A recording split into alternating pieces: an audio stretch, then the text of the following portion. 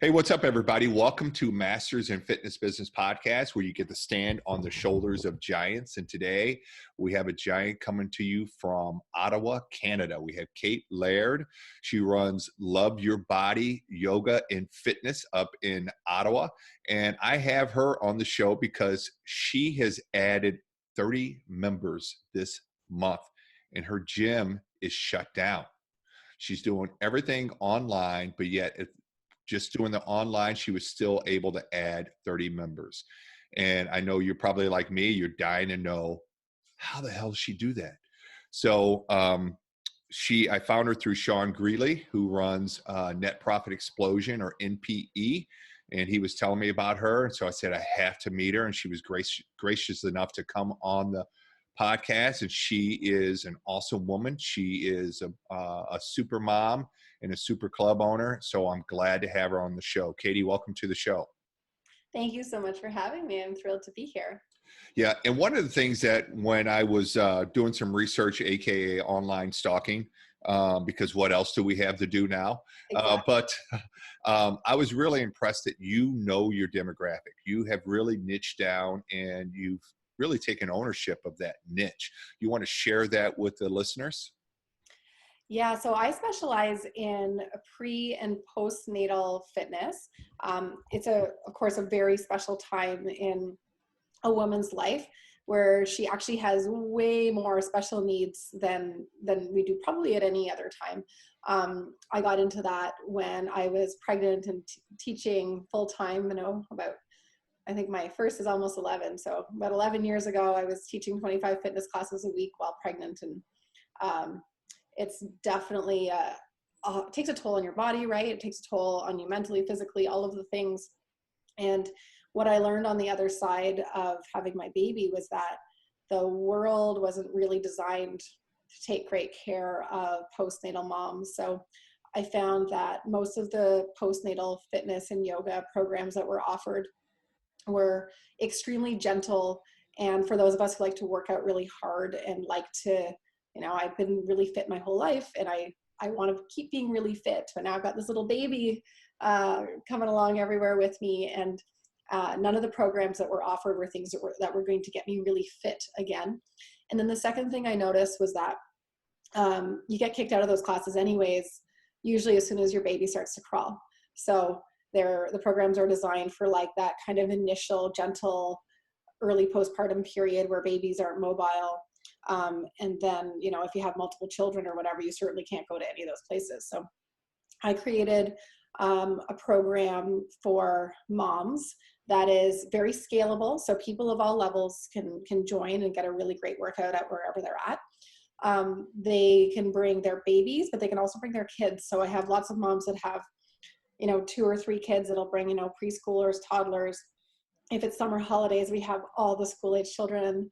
One of my members has 6 children, and if it's a holiday and her older ones aren't in school, all the kids come. And it sounds like chaos, and it is chaos, but that's kind of the life, right? Like if you're on maternity leave, you have a bunch of kids in tow. If you expect it to not be chaotic, it's really stressful because, when you expect chaos and you embrace the chaos and you just go with it, it's great.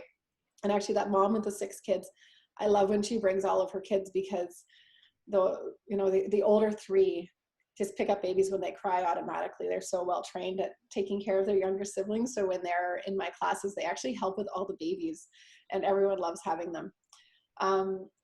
So I do private stuff as well.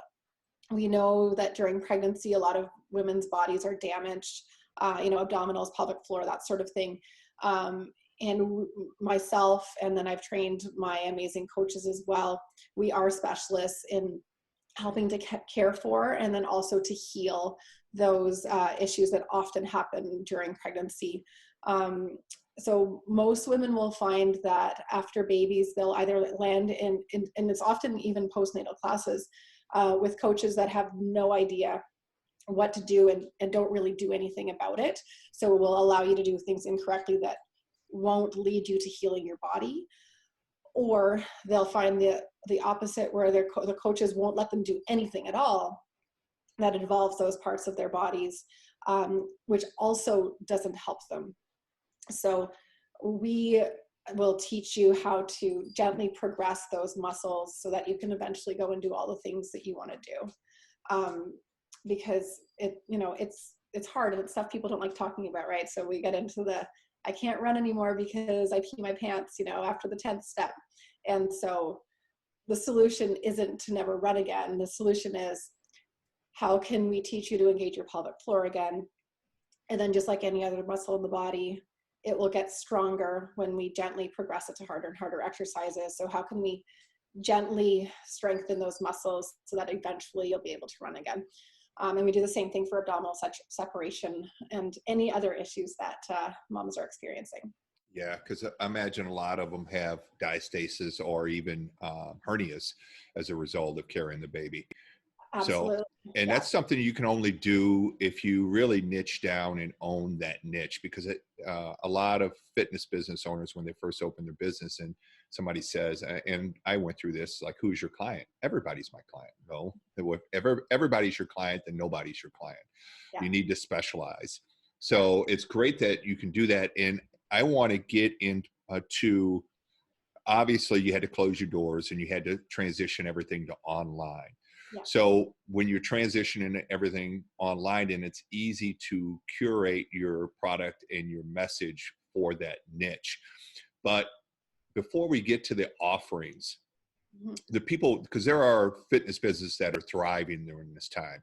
I don't know that they're adding as many members as you have added, but which is why I have you on the show. But the ones that are doing well through this COVID-19 are the ones who are delivering value and customer service to their clients. So before we get into your actual offerings, what your client, your members are getting, what was your thought process as you had to transition from brick and mortar to virtual? Well, I tend to operate under the whole, like, for my own personal fitness, but also for my clients, we work out no matter what, right? Hard day, workout, great day, workout, crazy at work, workout, like whatever's going on, you just got to work out. But it was a crazy couple of days because we really had so little time to prepare. Up here in Canada on March the 13th, which was the Friday going into March break, we found out that day that they were going to close schools for 2 weeks on the other side of March break. So we started off right away, social media, and letting all of our clients know that we had upped our hygiene at the gym, and we had some things in place so that we could keep working out. And that was on Friday, and by Sunday, all the gyms had closed. So it was, we thought we'd have at least a couple of weeks of upping the hygiene before we got to the stage, if we were even going to get to it. So by Sunday mid-morning, I realized that there was a big possibility that the gyms were closing that week. It turned out they closed that day. So I threw a workout up online for my members. I put all of my members into a private Facebook group so that right away I could start delivering, like you said, leading up to this question, was the value, right? And I just started giving them what I thought they needed to get through the week. So my guys, my moms, they need good sweaty workouts, and they need connection, right? They need that feeling of community. And time is an issue. I mean, try to get something done with a couple of kids at home, and it's hard. And a couple of them have husbands that are working from home or outside of the home, so they're managing a whole bunch of kids. A lot of the moms are working with all of the kids, and their husbands are, anyways, everyone is just, whether they're working or not, it's a zoo. So we started rolling out 20-minute workouts. You can do them anytime. We post them the night before, and you can do them at any time throughout the day. And then we encourage everybody to write their score. So it's either a time score or a rep score of their workout, just to keep accountability and keep connecting with each other. And it's been great to see, because they call each other out. They're like, hey, I did it in this much time. And they tag their friends, what time are you doing it today, guys? So it's been neat to watch them pulling each other into the workouts. But yeah, it was 48 hours from, I think we need to start thinking about things to everything's closed. So, and I know because I had Patton Hughes on the show, and she's doing really well out in California. But her idea was like, okay, everybody's in the same boat. They're home, like you said, especially with your clients. They're home with kids, um, and sometimes multiple kids, like 6 kids. We have 4 at our house, 2 of us working from home and 4 kids. It's like, it's Oh a yeah, yeah. total So free for all. yeah, exactly. So much for social distancing, but she said she wanted to be it's more than about fitness. She wanted to be the bright spot in their day, because if you watch the news, it's just this tsunami of bad news coming in, like, and it's easy to let it drag you down, kind of a Debbie Downer kind of in a Debbie Downer way. But she wanted to give them something positive, that sense of community, that sense of connection, something to look forward to, that bright spot in their day. I mean, was that your thinking when you started rolling these things out? Yeah. No, I mean, number one was like, how am I going to get my whole crew through this time and still be really fit? And number two, how am I going to get my crew through this whole time and still be mentally sane? Because trapped at home with a bunch of kids, I mean, it's hard. Like it is, it's hard. You do the same 5 things over and over, and everyone's still hungry, and your house is still a mess, and everyone's tired and having temper tantrum, and the kids aren't at their best because they're not getting all their usual outlets. It's hard. And so our members are loving the classes and seeing each other's faces on the screen so much. Many of them are turning up for the same class twice. We offer it at 7:30 and at 1 p.m. And we've got a whole bunch of them that, well, same workout, twice a day. They're turning up for all of them. But they love seeing each other's faces on the screen, right? They see each other's kids. The kids all come right up to the camera and they just stare at me through the screen. It's so cute. But it's that extra structure in their day. Obviously, the endorphins and the sweat is magical and makes you feel good. But feeling like we're in it all together, right? It's like we're all here. We're all going through this together. Even though we can't touch each other or be close in the same room, we're still in this together. We're still supporting each other. It's huge, absolutely huge. The mental aspect of all of this is a really, really big component that we have to remember. Yeah, I agree 100%. It's more than fitness that you have to deliver if you want to deliver true value for your members. So let's get into the specific offerings that you're doing. And you brought up something really interesting in that you stratify your members, your memberships, even your online ones, just like if they were doing in a brick and mortar, which I think is important, especially if you're going to be charging for this membership. So can you walk the listeners through that? Yeah, so obviously we have a whole bunch of different ranges of pricing options for our clients. So I have my one-on-one guys right off the top.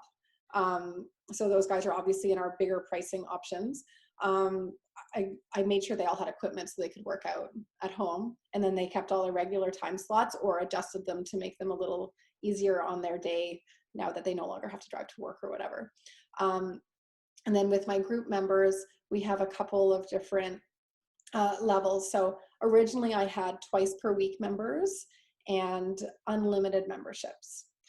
So what I've done is I've bumped my twice per week guys up to unlimited, because instead of 60-minute in class workouts, we're doing daily 20-minute workouts. So the idea is you should now, no reason why we can't do 20 minutes at least 5 or 6 days a week. And then my guys that were originally the unlimited group, they're getting small group coaching sessions weekly, so that we can get into goal setting and accountability and kind of work through whatever stumbling blocks they may be having in terms of getting their fitness done, whether they need modified exercises, more help with nutrition. We're doing twice per month larger group coaching calls as well for the regular membership as well. So everyone is getting some version of accountability coaching on top of the training classes. Nice. And then how many classes you run in classes 7 days a week? Yeah, 2 a day, 7 days a week. If we can get a few more members, I'll start to run some more classes. Obviously, I'm a small business and I'm still paying my rent at the gym. So I'm actually increased how much I'm paying my staff because they've lost their work everywhere else. So I have to make sure that I can keep paying all of my bills. But as the membership grows, the idea is that I then have more work for my staff and more offerings for my clients. Yeah, awesome. So let's get into how exactly have you been able to add members? Like 30 members this month is like, that's a good month, period. But Oh yeah. during like the COVID quarantine, I mean, that's unbelievable. And I assume these are all online memberships. They are. So my business model has always been built around this postnatal period with moms. And I've been a single mom since my little ones were 4 and my baby had just turned 2. So I needed daytime work, right? I couldn't go to the gym at 6 a.m. with little ones home. So I've always worked kind of 8 to 4, 9 to 5 in the gym. And as a result, most of my clients see me through their maternity leaves and then they go back to work and they come back when they have their next baby. So as soon as we started offering this, I realized that it was a great offering for everybody, not just my current active members. So as we started reaching out to people who used to be in our programs, they're signing up. So, I always hear from them when I bump into them on the street. I wish I was on maternity leave. I keep thinking about having another baby just so I can come back to class, because they love it. It's a really, really special group of women, and they support each other and they care for each other. Like they love coming in to see each other. It doesn't even is that how that one mom had 6 kids? No, she arrived after the 6th. It's hilarious, but maybe she'll have a 7th. You never know. But they love being with each other throughout all of it, right? So they all miss the class when they go back to work, and it was really neat. They were all so excited to come back to class now, and they still, it's still the same faces, and so it was really bringing back many of our original clients. But we've had a lot of referrals come through as well, and not. I have to start asking for referrals now that things are starting to move along nicely, but just them telling their friends about it has brought in a few referrals. I've got someone's mom who's signed up. I've got a sister, a couple of friends that have signed up. It's really, really neat to see. And going into the whole thing for me was all about how can I create as much value as possible for my clients. And the gym's not there anymore. So we have to find another way to create value. And frankly, they need us more now, more than ever they need us. So I'm glad to see that they are feeling the value, and that's why they're bringing their friends along.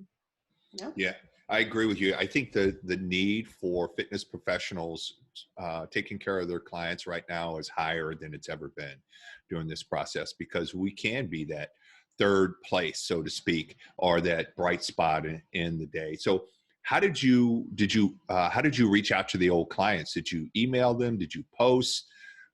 How did you get in contact with them to let them know about what you were offering? A little combo of things. I definitely put some stuff up on my social media.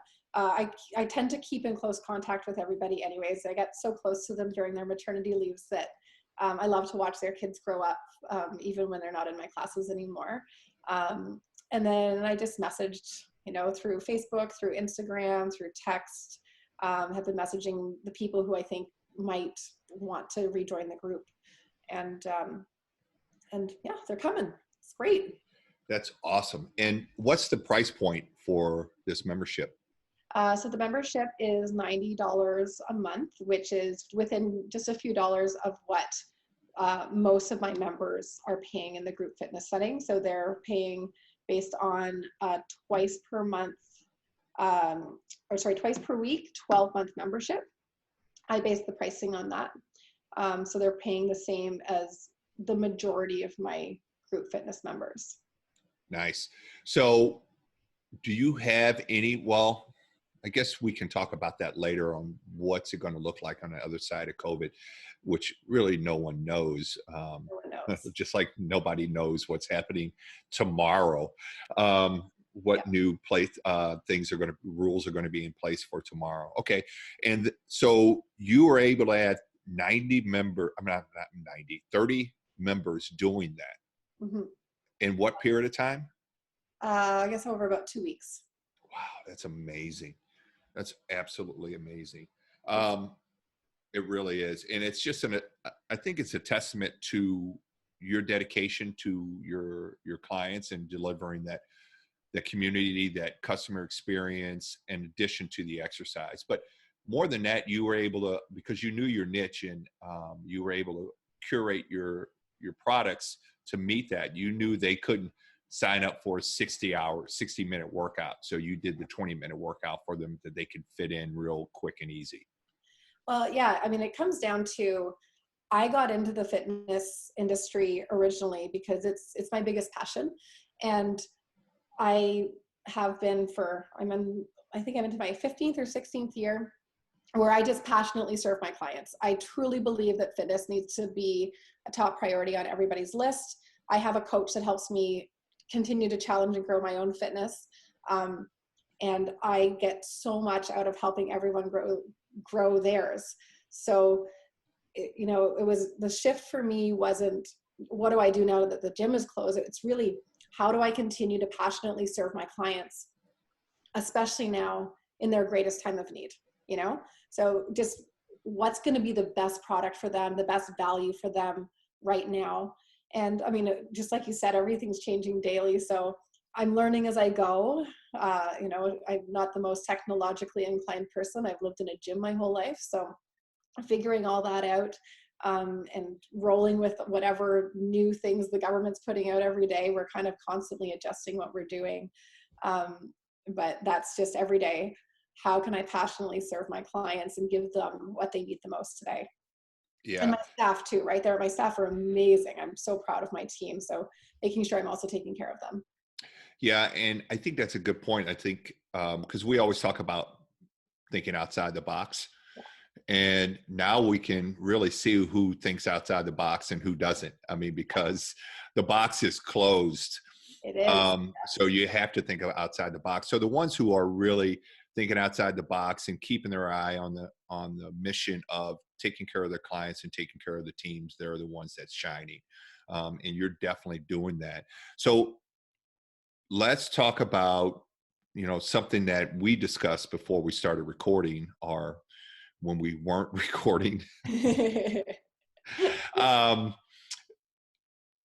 Trainers who are giving away their fitness, their knowledge for free.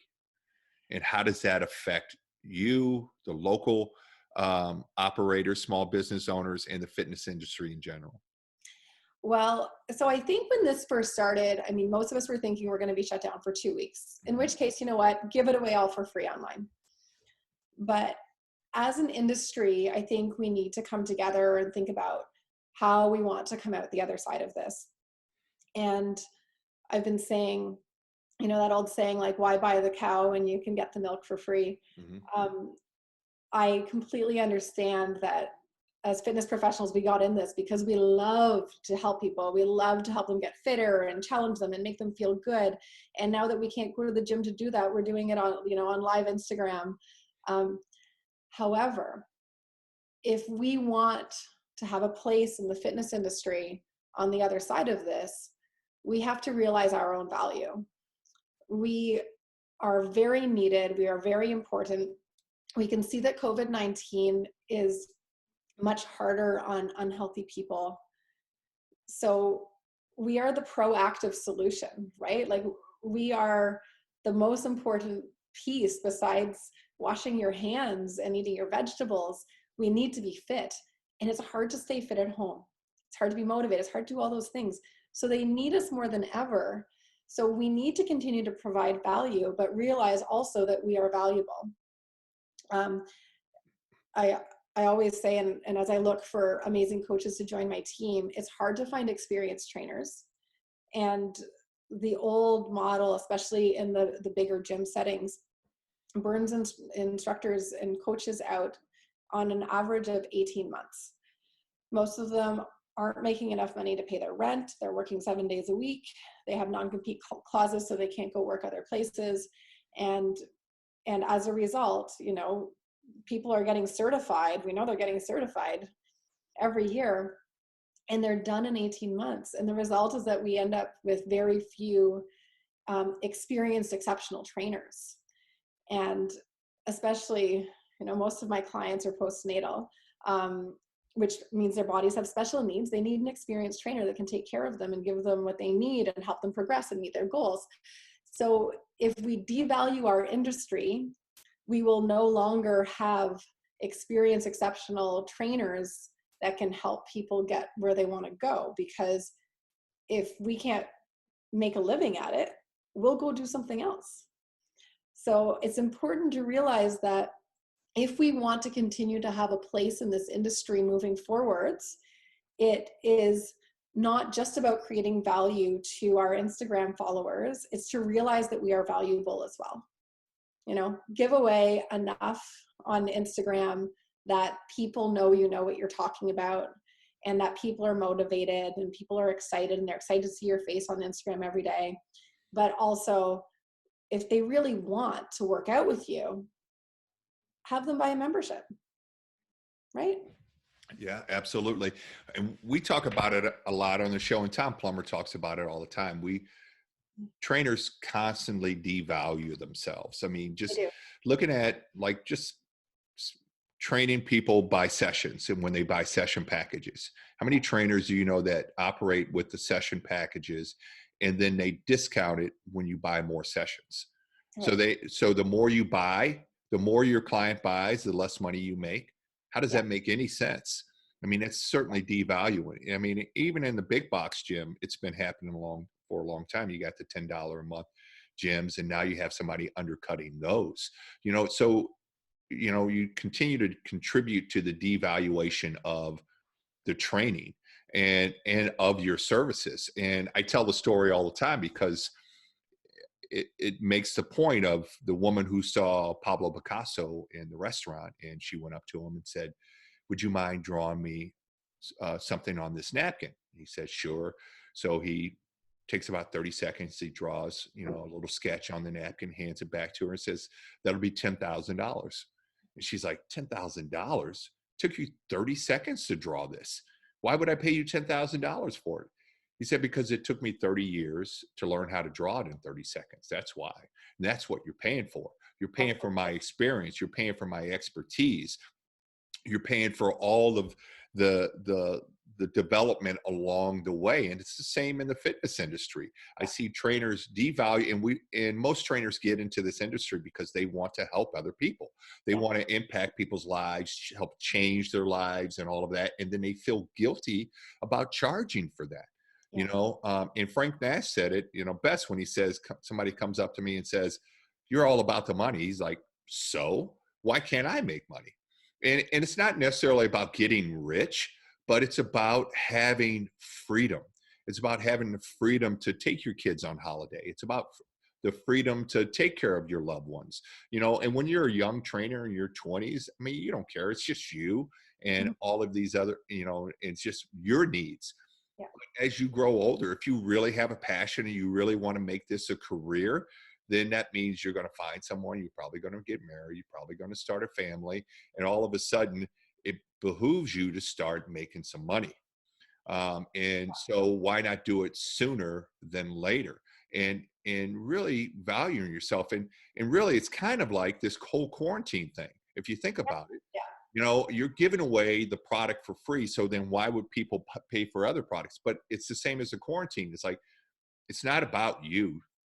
It's about everybody else. All of us in it together. Are you going to expose or put somebody else at risk? And it's the same in this industry. It's like when you give away all of that stuff for free, you devalue the entire industry and yourself included in that. So you have to really think about that. And I think when you talk about charging for your services, I think it raises the bar too. You have to be more professional. You have to learn additional skills, especially now if you're doing it online. You have to learn technical skills. You have to learn presentation skills. You have to learn how to kind of choreograph and curate the workouts and the videos to your clients. You have to think about other things other than fitness, maybe having a morning coffee or a cocktail hour virtually with your clients, things like that. You have to get out of your comfort zone and learn new things, but that's what it takes to be a professional and to raise the bar and to make money from this industry. Well, and I think it's a lot about what goes around comes around too, right? Like I've made a huge effort to keep my business running for my clients, for my staff, and for myself. And what that means when I'm continuing to get paid is that, last week I went and delivered some money to my massage therapist because she can't make an income right now. I delivered money to my house cleaner. We have her 5 days a week. We're probably her biggest client. She can't make money right now. So if we want to keep our economy running through these shutdowns, I mean, in Canada right now, I will be very surprised if we're back in the gym even by July. So it's a long time. A lot of small businesses are going to shut down. We're making sure we order takeout from our favorite restaurants. As consumers, both on the business side, but also as consumers, we have to think about what we want to still be here on the other side of all of this. Especially the small businesses are going to be hit really hard. Our industry is going to be hit really hard. I'm still paying full rent at the gym I rent from. I'm still paying my membership, because I want all of those things to still be there. So it's going to be a lot of holding each other up. And as fitness professionals, again, undervaluing ourselves is not contributing to pushing the economy forwards. I have to say though, my neighborhood is very special. We have all of these little boutique studios that are all really close together, and all the owners talk to each other. It's a pretty tight-knit community, and there's, rather than competing with each other, it's pretty cool to see all these studio owners all lift each other up. You'll see them all going to each other's classes and like posting about it on Instagram. They're all boosting each other up. It's great. And a lot of those studio owners have realized that their instructors are posting live videos for free these days. So now the studio owners have done a really nice post about their instructors letting the world know they're not getting paid right now, and people have started sending in donations to them after their live classes. So that's really nice to see, very, very nice to see. But it's that whole thing where we have to keep the economy going. We have to keep our industry going. And especially for those of you who, those of us who are still getting paid, we need to keep paying for whatever services we want to see still available to us on the other side so that it's all still rolling.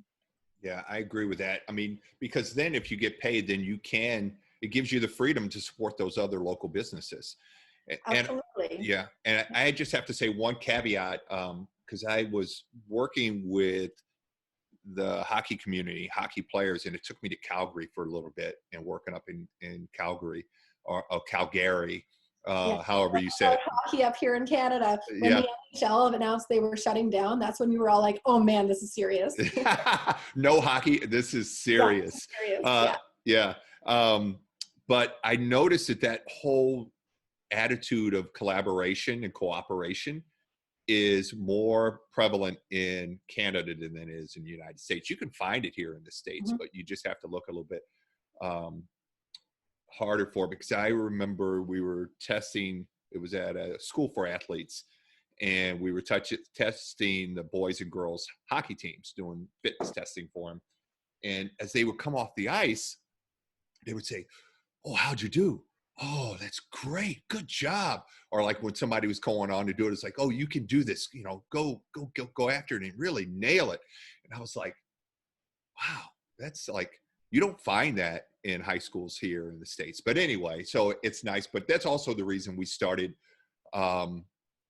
this podcast, is to foster that community of collaboration instead of competition, so that as the water rises, all the boats rises. Frank Nash says that with my mastermind group, Secret Trainer Society. I have to give them a plug, but it talks about that as the water rises, then all the boats rise together. So we're just working to raise the tide.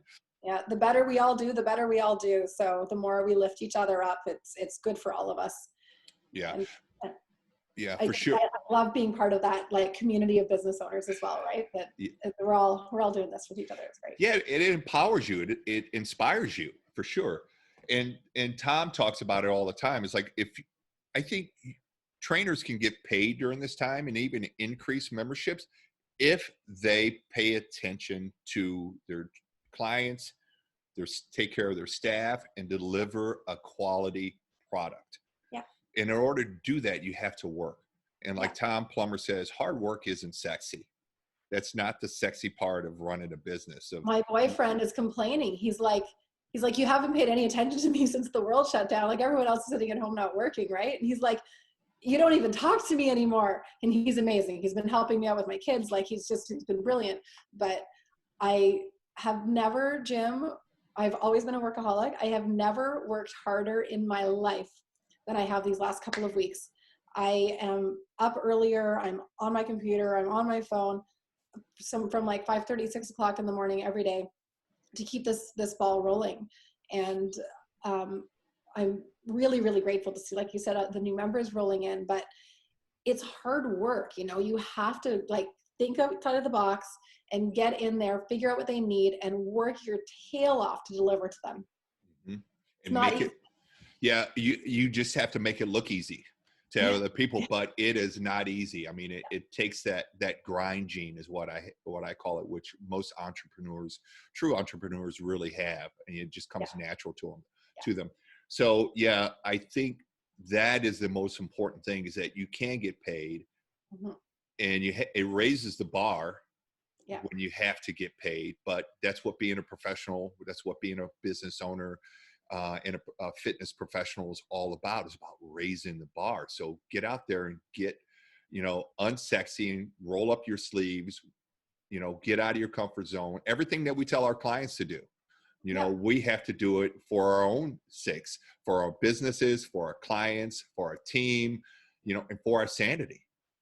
Yeah. And I mean, we have to realize that this whole, shutdown thing, which is really hard, is also a huge opportunity, right? People need fitness more than ever. They need connection more than ever. One of my clients whose membership is on hold right now because she's about to have a baby any minute, I realized that she needed some stuff delivered because she shouldn't be out in the grocery stores right now. So I went and I knew she needed some stuff. I picked it up when I was grocery shopping and dropped it off. Her and her husband and her mom all had a cry over it, but it's an opportunity where little things matter so much, right? We are going to come out of this stronger, more connected. I mean, this is a big deal what we're going through together. So the opportunity for business owners is to get closer to their community, right? Serve them harder when they need it the most. Figure out what they need and do it. You find out your client's grandma's at home and can't get groceries. Go get your client's grandma groceries. Like there's so many little ways that we can help out in the world around us. And that's going to bring more connection between you and your staff, more connection between you and your clients. And you're going to be a stronger, better trainer, better business owner on the other side. Sean Greeley, who I absolutely adore, he said, this is just a big stress, right? And just like a muscle, a big stress will make you stronger, right? We all get stronger under stress. So figure out how to do what your clients need and be there for them. It's an amazing opportunity. Yeah, absolutely. You made 3 great points right there. One is that we're in a unique situation, our industry, and that we can still serve our clients. And where a lot of industries are just out, like the restaurant industry. Chiropractors, massage therapists, hairdressers. They don't have, you can't do a virtual massage. No. It's kind of like trying to tickle yourself. I don't know, but we're in a unique situation. We can continue to serve our clients, and there's no reason why we can't grow our membership during this time if we deliver the right product, and get our message out there. And the other thing is that you talked about is that think about your clients, serve your clients hard. like harder than you ever have before. Harder than you ever have before. Yeah. And because how you behave during this determines how you look coming out the other side, Yeah. not only to your clients, but to your team members. Because I know that when you go through some kind of tough time or trauma with somebody, then that bond is strong.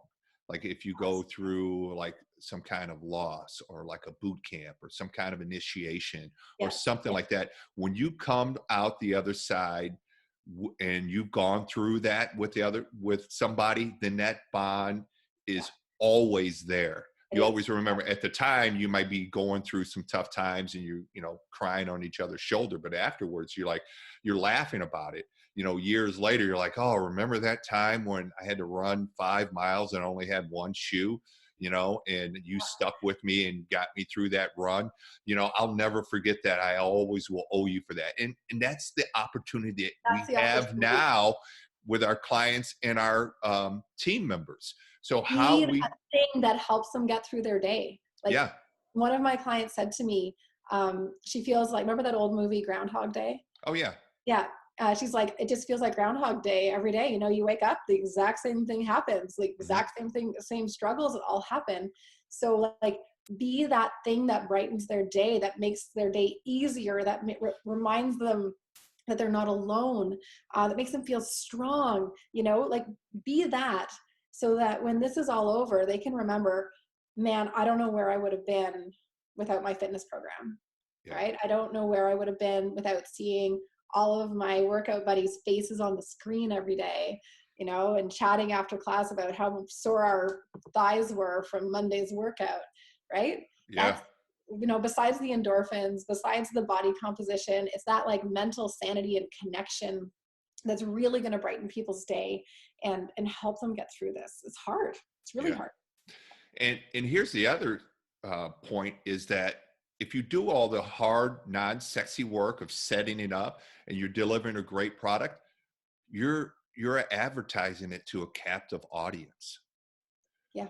They can't go to your competitors down the street, especially if they're not offering online membership.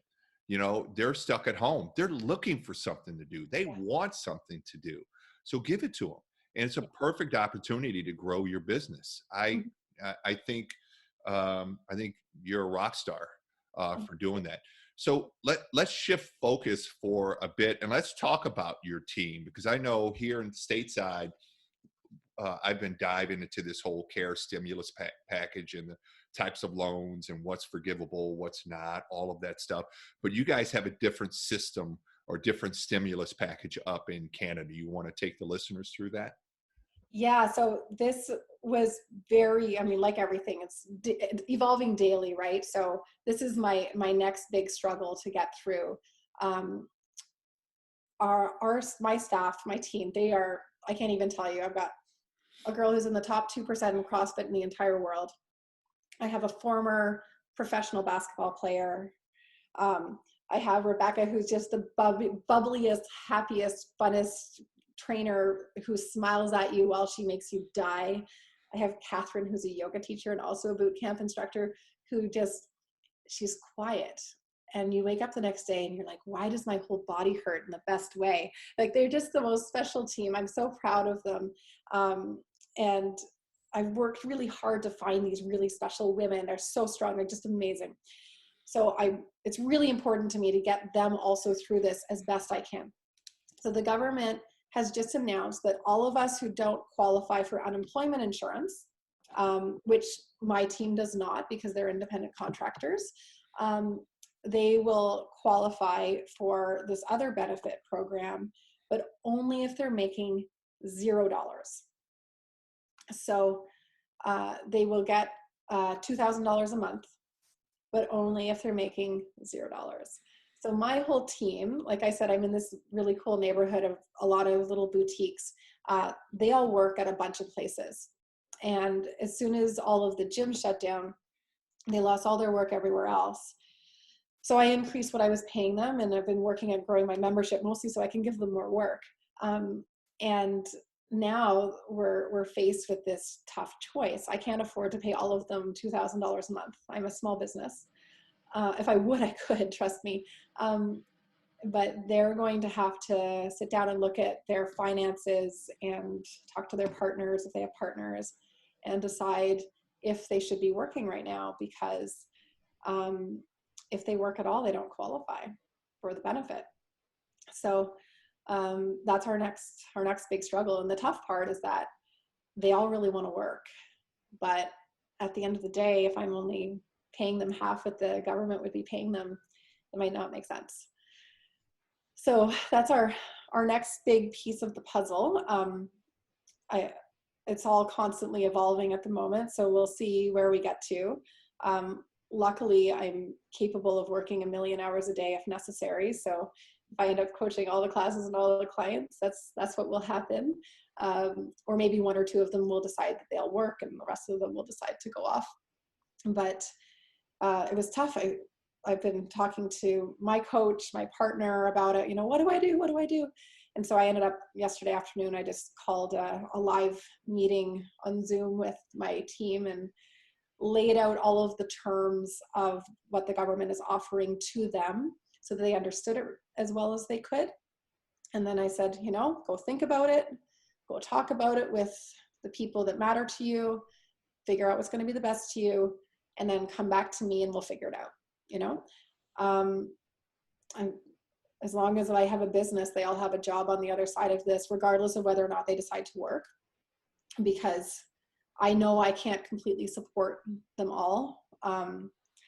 So this is, going to be a big challenge for them and for me. They're all individually getting back to me right now saying, I don't know what to do. I kind of need the money, but I can't imagine not working. So we're hoping that the government will soften their position a little bit and allow people to make some money on this benefit, because I think it's further damaging to the economy to do anything that would create a situation where someone would turn work away, right? That's definitely going to be harder on the economy. But I refuse to pass judgment on, government at all or anybody right now, because it's all rolling out really fast. None of us have been through this before, and everyone's trying their best to roll with the punches and find the best way forwards and the way to support all of, the population as well as possible. So we'll see what the next piece is. It's definitely a challenging time, but like we said before, we're all going to be stronger on the other side. So. Yeah, absolutely. And that's a tough position to be in. But it brings me to the point that Rick Mayo made. He's one of my mentors as well, and just an incredibly smart guy when it comes to the business of fitness. And he talks about now it's important to be a good leader for your team and for your clients more than ever. And part of that is what I've discovered at skills for leadership is, one, self-awareness. What I'm good at, what I'm not good at, what are my strengths, what I want to do, what I don't want to do, but also just open and honest and frank communication. People appreciate that. If you can't pay for your employee, like here stateside, it's like, if you don't think you're going to be able to pay for your employees, I'd love to keep you on. You're a great team member. But I can't afford it. So what I'm going to ask you to do is go file for unemployment. And then once this is all over, I'll reach back out to you, and I'd love to have you back on the team, or if I can pay for them, then I do that. Like I was in the same boat with you. I kept a handful of trainers, and I paid them more than I was paying them before, because they're invaluable. They kept the ship running. They have made themselves, we have bonded, I'll put it that way. But leadership through all of this is so, so important, not only for your clients, but for your team members, for your family, all of that. That leadership is really needed right now. So I commend you for calling the Zoom call, laying it all out there, giving them the information, and then letting them make their own decision. And so you have some hard decisions coming up, but The biggest points that I wanted to cover today were figure out the best way to passionately serve your clients and serve them harder than you ever have before. And to the fitness professionals out there, to not undervalue themselves, because we are more valuable than ever.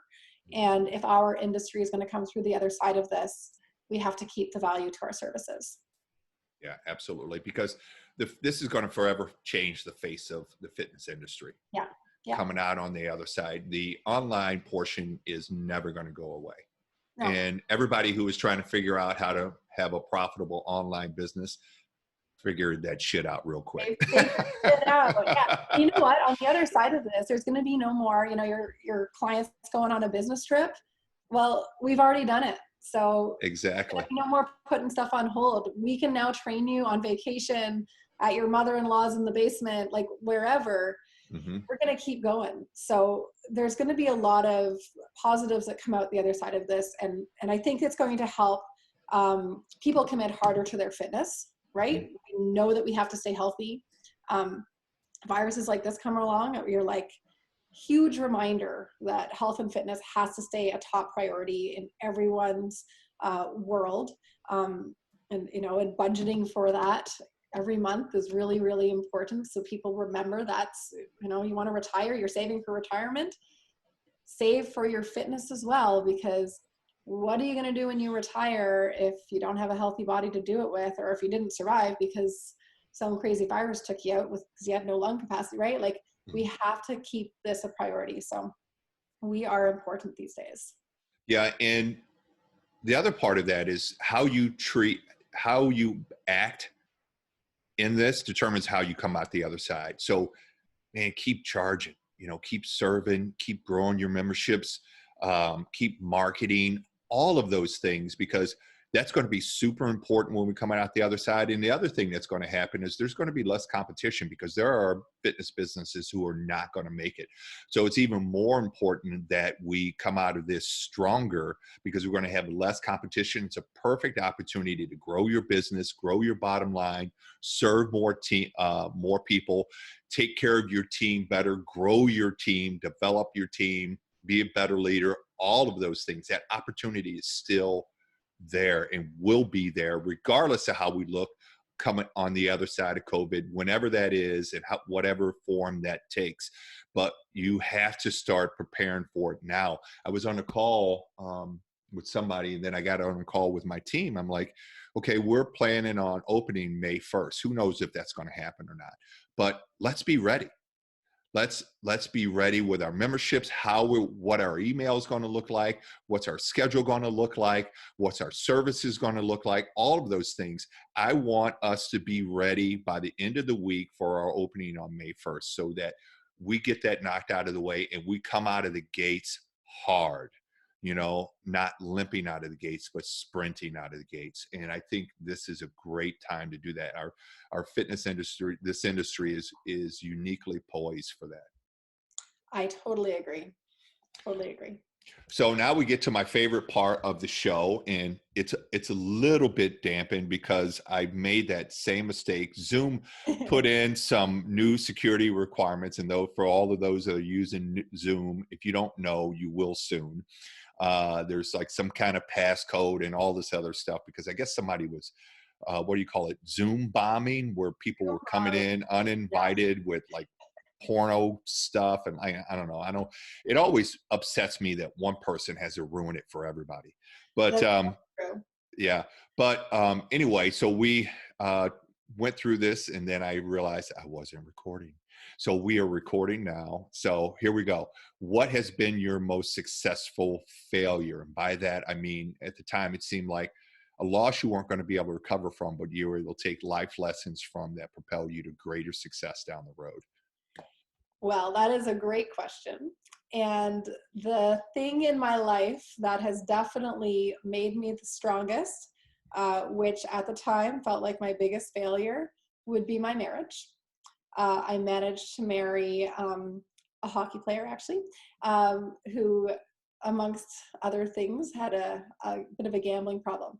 So by the time I was, I think I must have been about barely 30 years old, I was on my own, bankrupt, with a 4-year-old and a still breastfeeding, barely 2-year-old. And there were some pretty big struggles there. I had the choice between putting gas in my car and paying bills, and then I would put gas in my car and come home and not being able to turn my lights on because my hydro was shut off. I really struggled hard for a couple of years there. And it's not something I've shared too many times. It's a little embarrassing to go through bankruptcy and all of that. But I had followed my dream of becoming a fitness professional with the plan of working part-time while I stayed home taking care of my kids.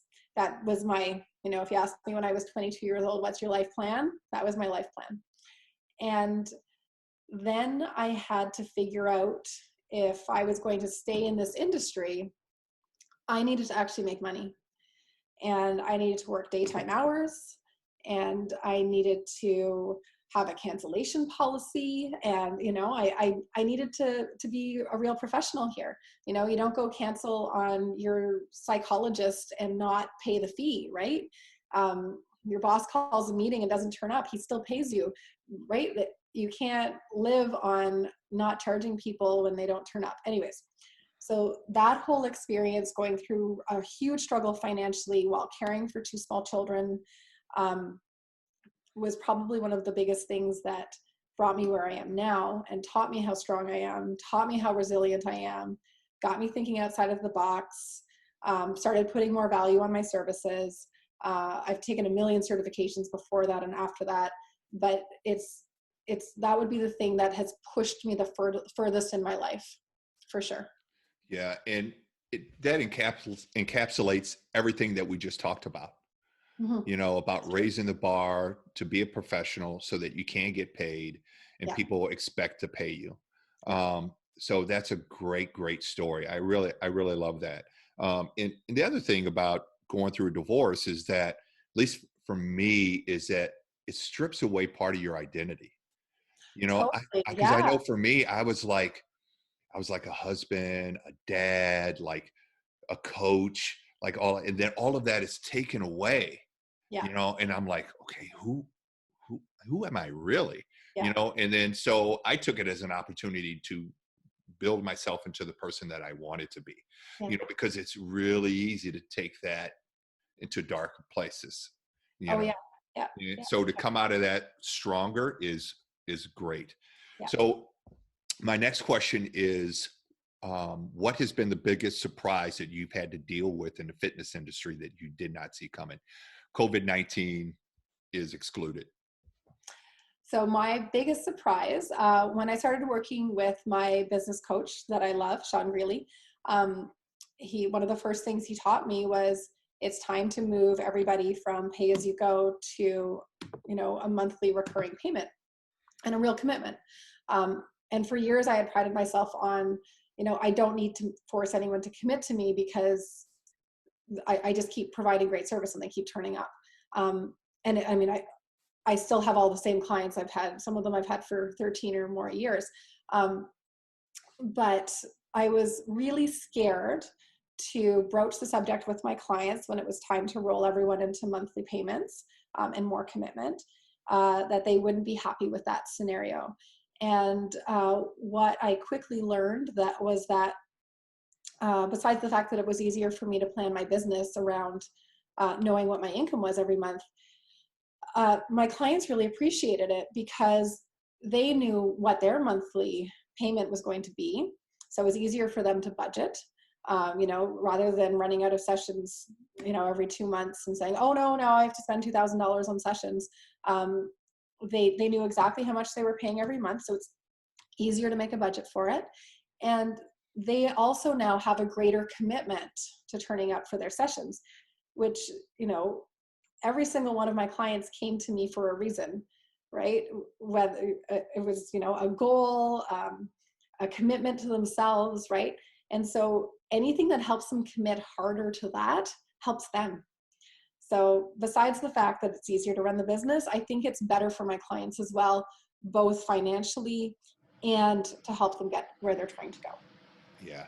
And that's a great point. And I heard you mention at some point that you said you have 12-month contracts with your clients, right? I do. So my personal training I have 3, 6, and 12-month commitments available to all of my clients. My team, I sell 3, 6, and 12-month contracts for them. All of my personal training clients are on 12-month commitments. They're lifetimers. It's the nice thing about being at this for quite a while now, and is that I pretty much only work with people who are going to adopt this as like a full on lifestyle commitment. I will occasionally take clients on that have like a short-term thing they're wanting to overcome, like an injury or a surgery or something like that will just need me for a short period of time. But primarily I'm working with people that are like at this for life.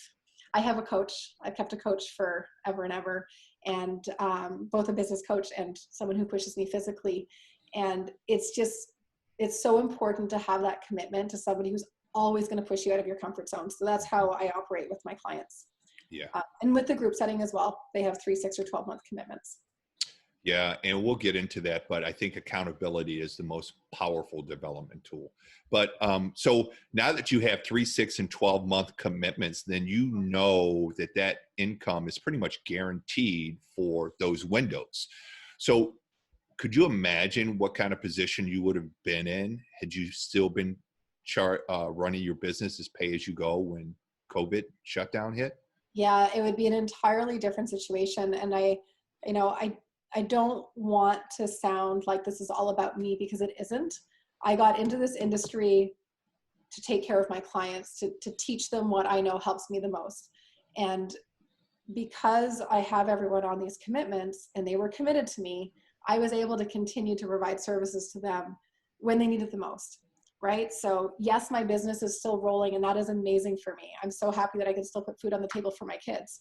But one of the things that's motivating me the most right now and keeping me going through all the crazy stress that's happening in the world is hearing from my clients every day that I'm making their day better.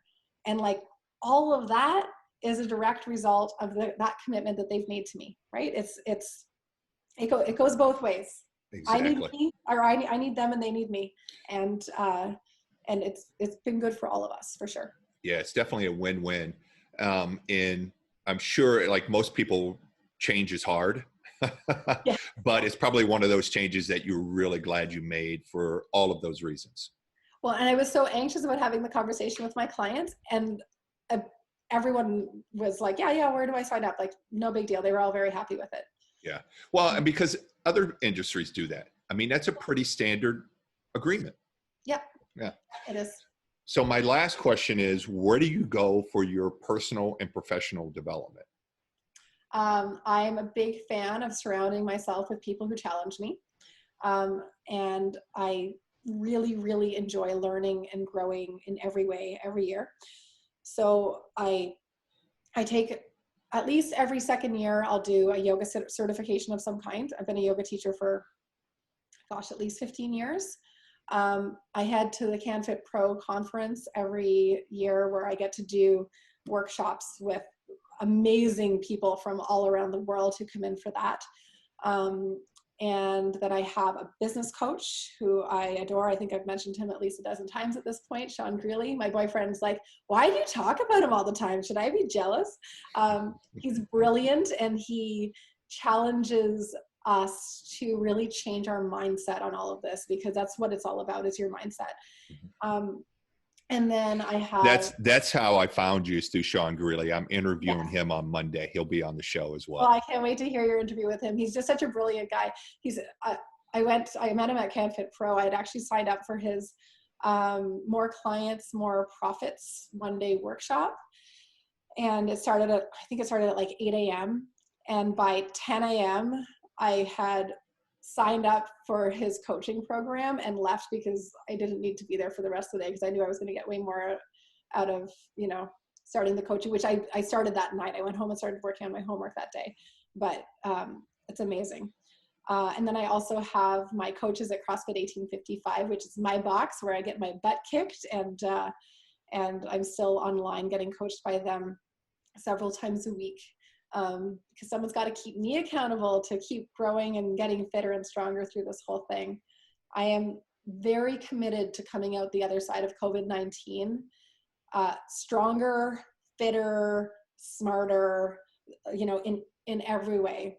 And so I need to be continuously held accountable by all of my coaches so that I can get there. Yeah, I'm a big believer in speaking it into existence.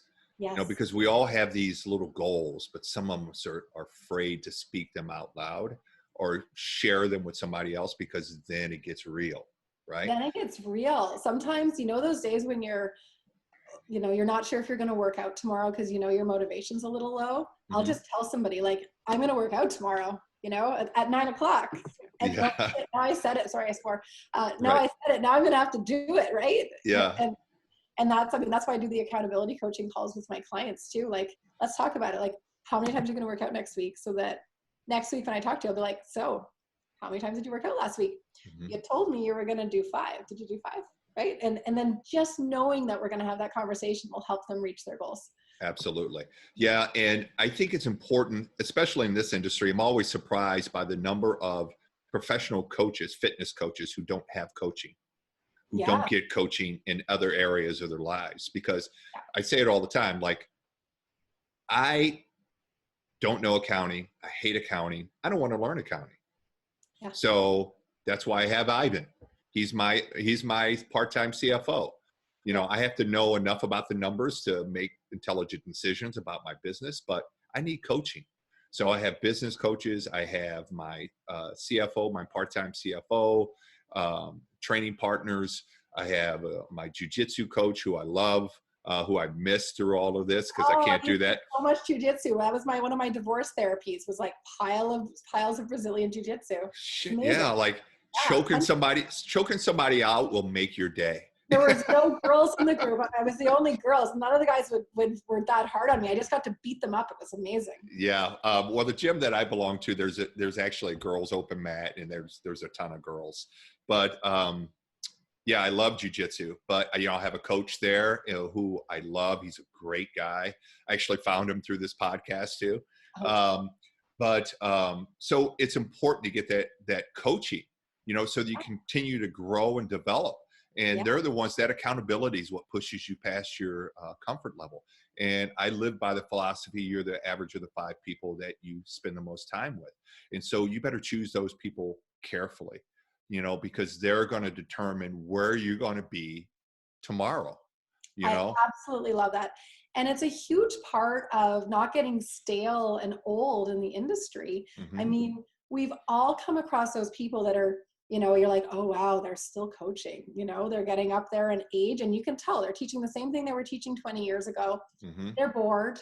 Right.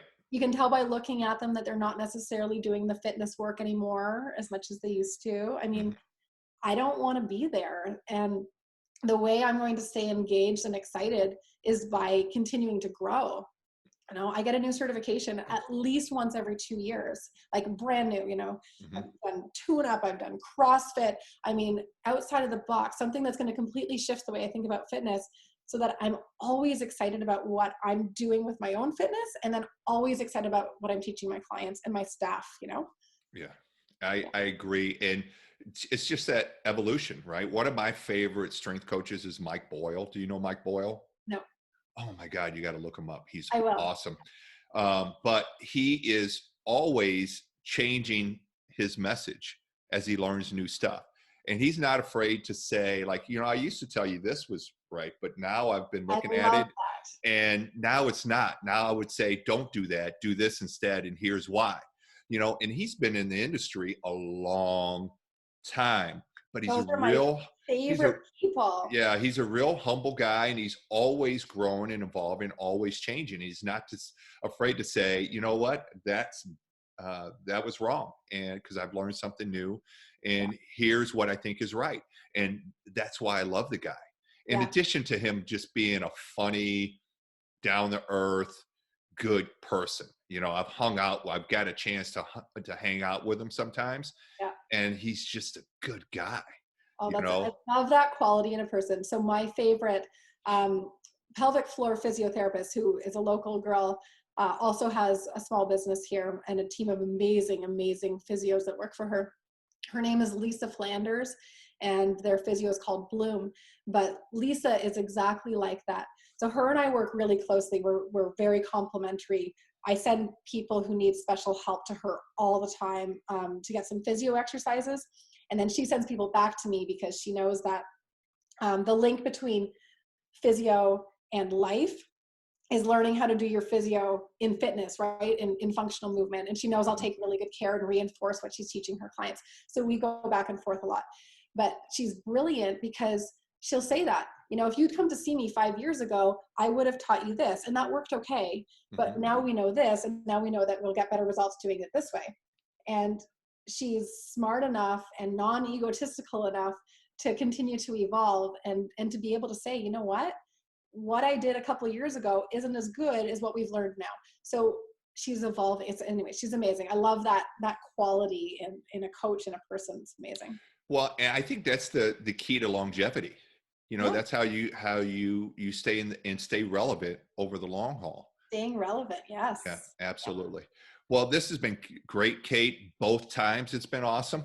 I enjoyed round 2 just as much as round 1, Jim. Yeah, like this is now my whole Saturday with you. Yeah, now this is your second podcast. The first one was your first podcast. This one's your second one. Total practice round. It was great.